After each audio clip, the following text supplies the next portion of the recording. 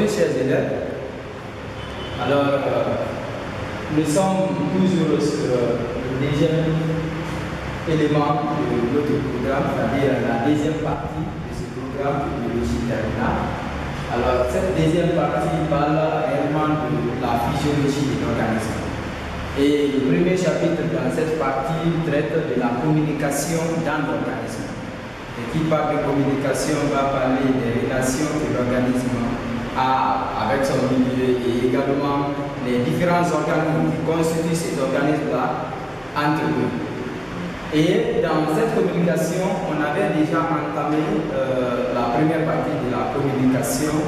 Dans cette partie, on a parlé de la régulation, alors de l'équilibre hydrominéral, mais également de la régulation de la glycémie.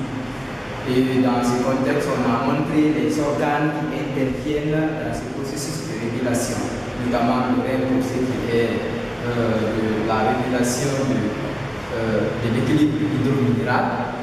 Ensuite, le pancréas ainsi que le foie qui interviennent dans la régulation de la glycémie. Là, nous allons attaquer la deuxième partie qui est le deuxième sous-thème dans ce contexte.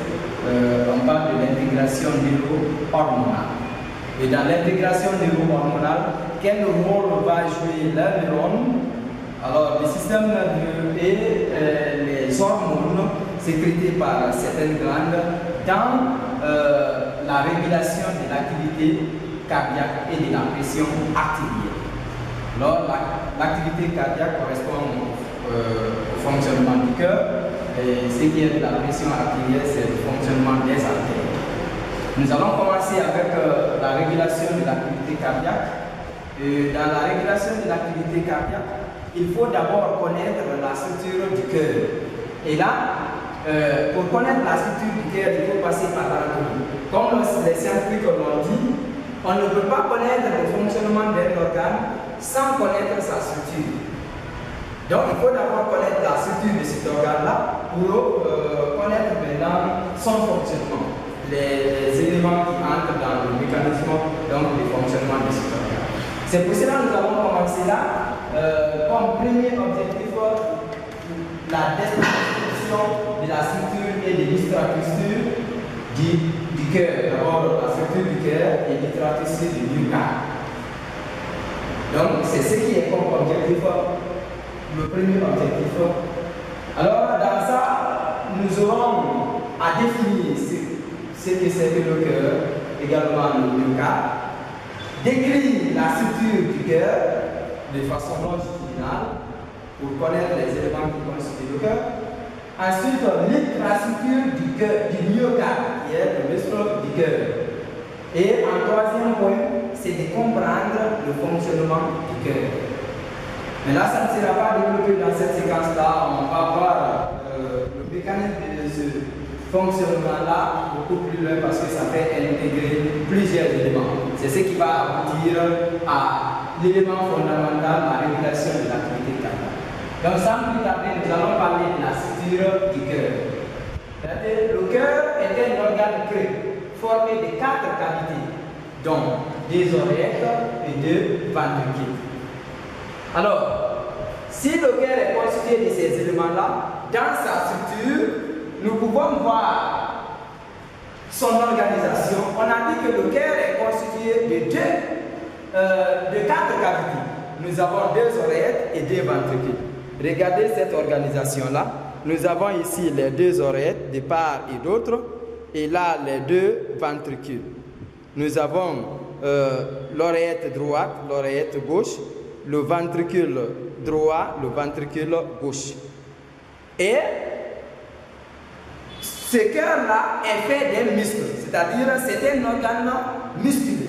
Cet organe musculé-là est fait des muscles spéciaux qu'on appelle le myocarde, dont l'ultrastructure sera décrite vers le bas. Alors, si nous prenons les cavités qui constituent le cœur, chaque oreille communique avec le ventricule du même côté par un orifice fait de valve.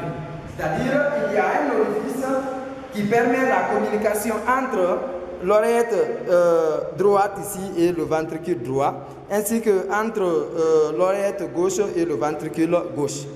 Ces structures, l'orifice là est fait de valvules, de sortes de membranes, qui sont des valvules qui empêchent le reflux du sang dans le sens contraire. C'est-à-dire, si le sang quitte les oreilles, ça passe dans le ventricule, ça ne peut plus retourner. C'est grâce à ces valvules.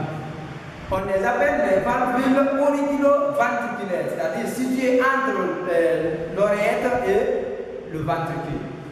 Maintenant, il y a la valvule tricuspide, aussi appelée valvule auriculo-ventriculaire droite, qui empêche le reflux du sang entre le ventricule, l'oreillette droite et le ventricule droit.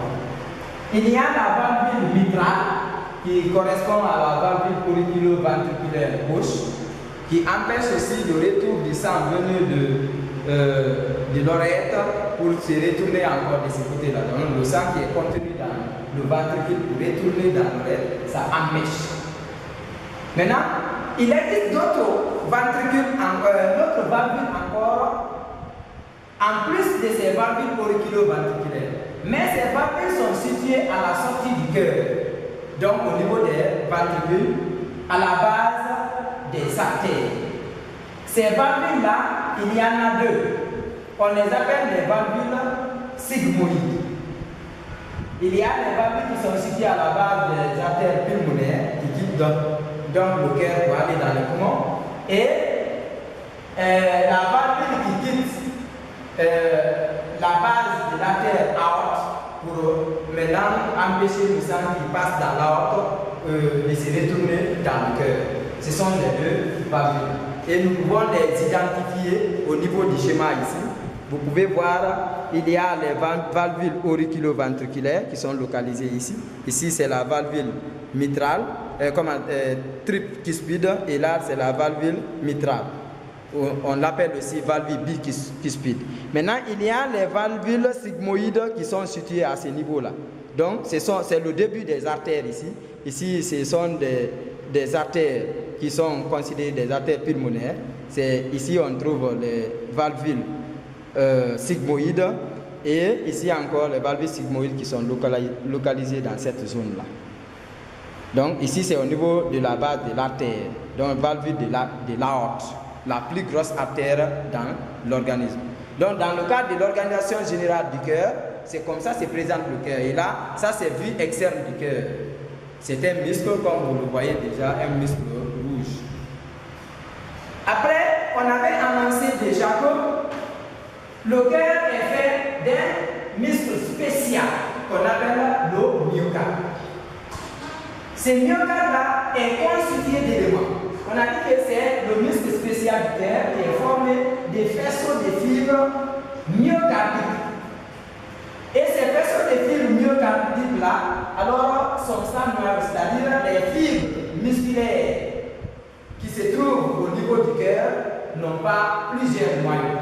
Puisqu'on avait annoncé dans la structure d'une myofibre, lorsqu'on étudie le muscle strié stérétique, on a décrit là-bas cette structure-là et on a compris que la myofibre musculaire d'un muscle strié stérétique contient plusieurs noyaux. Mais pour ce qui est des myofibres qui constituent alors le myocarde, ça contient seulement un seul noyau, chaque myofibre. Donc on les appelle les fibres myocardiques. Et ces muscles cardiaques-là, qu'on appelle le myocarde, est fait d'un tissu spécial. Ce tissu spécial est appelé le tissu nodal. Ce tissu nodal est à l'origine des phénomènes mécaniques, ioniques et électriques du cœur. C'est-à-dire quoi? C'est ce tissu-là qui est responsable du fonctionnement du cœur, dont on va développer tout à l'heure. Alors, si nous prenons ce tissu nodal dans son organisation, dans sa structure, il est composé des éléments suivants. Nous avons en premier lieu le nœud sinusal ou nœud de Keith et Frank. Alors, ce sont des scientifiques là qui ont découvert ces nœuds là dans la structure du cœur. Alors, le nœud a pris l'air. il y a un second qui est le nœud septal qui est situé entre les deux oreilles du cœur, qu'on appelle nœud d'Ashokta. Ils sont aussi les scientifiques qui ont découvert ce nœud-là. Il y a le faisceau de His dans le septum ventriculaire, c'est-à-dire entre les deux ventricules, et le réseau de Purkinje, qui constitue une ramification du faisceau de His. Alors, ce tissu nodal-là se présente comme ça. Ce sont ces éléments qui constituent ce tissu nodal. Dans son organisation, on avait dit tout à l'heure, le nœud sinusal est situé au niveau de l'embouchure de la veine cave supérieure. La veine cave supérieure pénètre dans le cœur à partir d'ici, et c'est là que se situe le nœud sinusal. Le nœud septal se situe entre les deux oreilles, qui permet donc de stimuler les deux oreilles pour qu'il y ait la contraction et de transmettre l'influx électrique là vers les oreilles à travers le faisceau de His qui est situé dans le septum ventriculaire. Et ce faisceau de His là, on a dit, envoie des ramifications. Il y a deux ramifications qui sont là. Il y a une ramification qui parcourt la paroi du cœur là, au niveau des ventricules, et de l'autre côté aussi au niveau de ces ventricules, il y a ces ramifications. On appelle ces réseaux-là le réseau de Purkinje. Il y a un scientifique qui a découvert alors ces réseaux. Maintenant, c'est l'organisation du cœur. On connaît déjà que le cœur est constitué du myocarde, qui est le muscle principal du cœur. Et ce myocarde-là contient un tissu spécial qu'on appelle le tissu nodal. Il est question de savoir maintenant comment est-ce que le cœur fonctionne. Puisqu'on connaît la structure du cœur, on peut maintenant se lancer dans la recherche pour comprendre comment le cœur fonctionne. Alors, le fonctionnement du cœur fait intervenir plusieurs processus. Mais les scientifiques ont fait un dispositif expérimental qui leur a permis d'enregistrer les manifestations donc, de cette activité-là. Ça peut être des manifestations mécaniques, les manifestations ioniques, les manifestations électriques. Maintenant, comment on peut comprendre ces manifestations-là? C'est grâce à un cardiographe, qui est le dispositif qui permet, n'est-ce pas, de mesurer alors ces manifestations du cœur. On va développer ça dans la séquence suivante. Maintenant, dans ce fonctionnement, les scientifiques ont compris que le cœur est un organe qui fonctionne de façon autonome, c'est-à-dire de façon automatique. Un fonctionnement automatique. Ce fonctionnement automatique prend le nom de l'automatisme cardiaque. L'automatisme cardiaque, c'est le fonctionnement automatique donc, du cœur. Pour comprendre ce fonctionnement automatique du cœur, les scientifiques sont passés par des expériences. Puisque notre option là, c'est les sciences expérimentales, il faut donc passer par des expériences pour comprendre mieux. Donc, en analysant et en interprétant l'expérience, on comprend déjà comment l'organe fonctionne. La première expérience réalisée par les scientifiques a été réalisée sur une grenouille. On essaie d'ouvrir le thorax de la grenouille. Ici, c'est cette partie-là, la poitrine là, c'est ça qu'on appelle le thorax. On ouvre le thorax d'une grenouille dont on a décélébré et démédillé. C'est-à-dire quoi? On a détruit son, son encéphale et puis on a détruit également sa moelle épinière qui se trouve dans le rachis, donc la cavité des vertèbres qui parcourent le corps. Donc, on a constaté que ce cœur dont on a décélébré et démédillé continue à battre. Ça, c'est la première expérience. On ouvre le cœur, on trouve que le cœur est en train de battre. Après, on a fait une deuxième expérience. On a isolé le cœur de la grenouille. Mais là, les autres organes sont là. Il y a, disons, l'encéphale, il y a la moelle épinière. Mais on a enlevé complètement le cœur dans la grenouille. On a isolé, on a mis dans une cuve qui contient un liquide physiologique qu'on appelle le liquide dirigé. Ces liquides-là peuvent permettre le fonctionnement des cellules musculaires. Lorsqu'on met un organe qui contient des cellules musculaires, le liquide peut permettre de faire fonctionner ces cellules-là. Et le cœur continue encore à battre quelques minutes. Ça, c'est les deux expériences. Maintenant, on peut analyser ces deux expériences-là pour comprendre maintenant qu'est-ce qu'il y a à la base de l'automatisme cardiaque. L'analyse de la première expérience nous dit quoi? Le cœur continue à battre malgré la destruction des centres nerveux. C'est-à-dire, les centres nerveux, nous savons que le système nerveux est à la base du fonctionnement de tous les organes. Donc, il coordonne toutes les activités de l'organisme. Ce qui veut dire que le cœur qui est là aussi, et on doit être contrôlé par le système nerveux. Mais là, on constate que le cœur fonctionne même si on détruit le système nerveux de cet animal. En deuxième lieu, bien que le cœur soit isolé de l'organisme, le cœur n'est plus dans l'organisme, mais le cœur continue à battre quelques minutes après.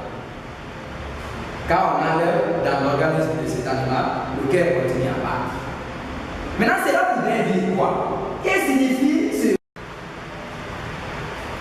Alors, pourquoi le cœur continue à battre malgré qu'on a détruit les centres nerveux? Et encore, pourquoi il continue à battre bien qu'il soit isolé de l'organisme? Dans cette interprétation, on dit que le cœur a un fonctionnement, c'est-à-dire purement qui ne dépend pas des centres nerveux. Donc, le fonctionnement du cœur ne dépend pas des centres nerveux. Ça ne dépend pas forcément donc, de l'encéphale et de la moelle épinière, qui sont les centres nerveux principaux pour la coordination de toutes les activités de l'organisme. La deuxième expérience veut nous dire quoi? C'est que le cœur a un fonctionnement autonome. C'est ce qu'on appelle l'automatisme cardiaque. Mais jusque-là, on ne connaît pas réellement quelle est l'origine de l'automatisme cardiaque. Qu'est-ce qui est à la base de ce fonctionnement autonome du cœur? Pour comprendre ça aussi, les scientifiques ont réalisé alors des expériences. Toujours sur des petits animaux, on prend la grenouille. On prend le tissu nodal d'une grenouille et on essaie de détruire le nerf sinusal. On détruit le nerf sinusal, on constate que le battement cardiaque cesse. Dès qu'on détruit le nerf sinusal, le battement cardiaque a cessé. Ils ont gardé le résultat. En plus, on prend le cœur d'une autre grenouille, d'un autre animal, donc une grenouille, on laisse intact le nerf sinusal et on détruit le faisceau, le nerf septal qui est localisé entre les deux oreilles. Qu'est-ce qu'on constate là? On constate que les deux oreilles continuent à battre selon le rythme du nerf sinusal. Mais le battement des ventricules devient de plus en plus lent, jusqu'à même s'arrêter. Les ventricules ne battent pas. Cela a conduit aux scientifiques de donner comme résultat final que l'automatisme cardiaque est lié au tissu nodal, c'est-à-dire le siège de l'automatisme cardiaque, du fonctionnement automatique cardiaque, c'est le tissu nodal. Dès qu'on détruit le tissu nodal, le cœur ne peut plus fonctionner lorsqu'on isole. Et ce tissu nodal-là, à travers son tissu, à travers, disons, le nerf sinusal qui est responsable de cet automatisme cardiaque-là, permet donc de dire que c'est en réalité lui qui coordonne toutes les activités donc, du myocarde. Donc, il impose son rythme à l'ensemble du muscle du cœur. C'est-à-dire quoi? Du myocarde. En réalité, c'est ici-là qu'on va qualifier, s'il vous plaît, je vais mettre le nerf sinusal.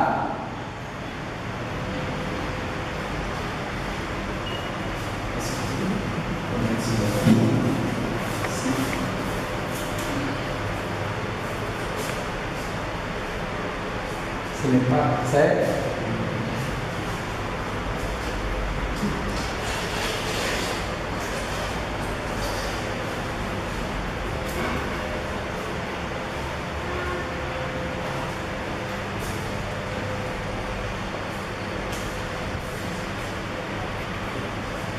Donc, on considère que le nerf sinusal est le siège de l'automatisme cardiaque parce que la destruction de ce nerf au niveau du cœur entraîne l'arrêt du fonctionnement cardiaque, donc de la contraction cardiaque. Donc, dès qu'on détruit ce nerf-là, le cœur ne peut plus battre de façon automatique. Mais si on maintient le nerf sinusal, on détruit les autres là, il y a quelques éléments du cœur qui peuvent fonctionner. Maintenant, c'est ce nerf sinusal qui est à la base de l'automatisme cardiaque. Il impose son rythme de battement à l'ensemble du myocarde, donc du muscle du cœur. On le qualifie de pacemaker. Donc, c'est le chef d'orchestre de l'automatisme cardiaque. Et dans son fonctionnement, c'est-à-dire le rythme de fonctionnement, ça bat de 100 à 120 fois par minute. 100 à 120 fois par minute. Mais lorsque le cœur est dans l'organisme, le cœur bat en moyenne 75 fois chez un adulte à l'état normal, 75 fois par minute. Ce qui veut dire que, bien que le cœur ait un fonctionnement automatique, lorsqu'il est dans l'organisme, ce fonctionnement automatique-là est régulier. Donc, c'est modéré quelquefois. Maintenant, c'est dans ce contexte-là qu'on va parler de la régulation de l'activité cardiaque. Si on connaît que l'automatisme cardiaque est lié au tissu nodal à travers son nœud sinusal, son nœud sectal, le faisceau des régions de Purkinje, ces éléments-là sont aussi contrôlés lorsque ça est dans l'organisme. C'est ce qui va réduire cette fréquence-là à 75 battements par minute. Ils seront vus donc dans la séquence suivante. Mais qu'est-ce qu'il y a à retenir dans cette séquence-là? C'est que le cœur est un organe qui est formé de 4 cavités. 2 oreilles, 2 ventricules qui communiquent à travers les ventricules. Et il existe également d'autres valvules qui sont là-bas, qu'on appelle les valvules sigmoïdes, qui sont situées à la base des artères, qui sortent du cœur. Et que dans ce cœur-là, il y a un muscle spécial qu'on appelle le myocarde, dont les fibres sont constituées, contiennent un noyau chacune.